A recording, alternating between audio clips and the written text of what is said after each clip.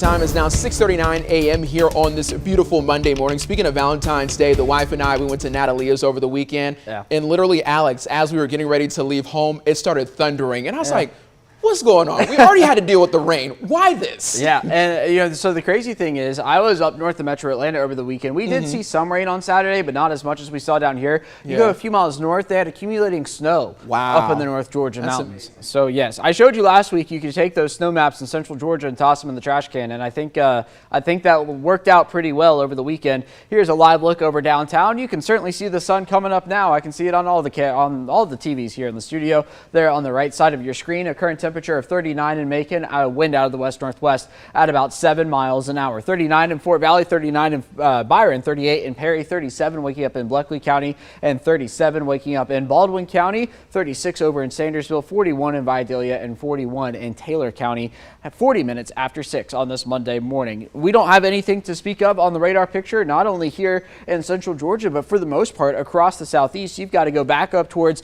the Outer Banks of North Carolina, the Hampton Roads region of Virginia to find any showers this morning. The low pressure that brought us that weekend rain that Wanye was talking about is already up in the northeast, so that is history for us. We'll begin to watch back out over to the west to see our next weather system develop, which won't be here for a few days. So let's time out the details as we get into Future View today.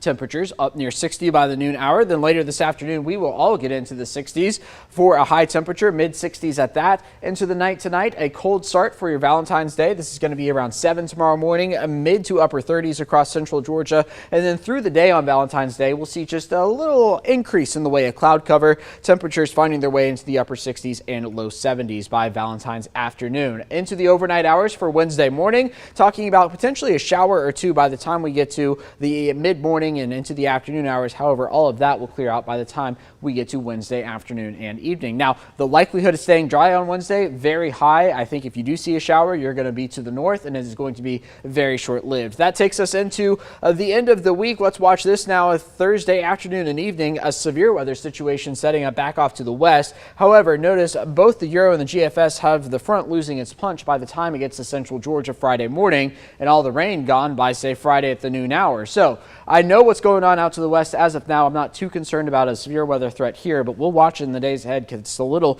too close for comfort. 20% chance of rain Wednesday morning, followed by 30% Thursday evening, 80% Friday morning. And the temperatures today on the uphill swing as well. 59 by the noon hour, 62 by 1, a high right around 68, so close to that 70-degree mark. Then for tonight, back down into the 30s, going with 38 as the overnight low. Sunset at 6:18, less than a month until daylight saving begins. And then Valentine's Day tomorrow, 69 the high there, partly cloudy skies, calling it seasonably warm. The average high for this time of year is 63, so going above that and then continuing that trend into the middle part of the week. 75 by Wednesday, 77 on Thursday with a 30% chance of rain. Cooler on the flip side of the cold front.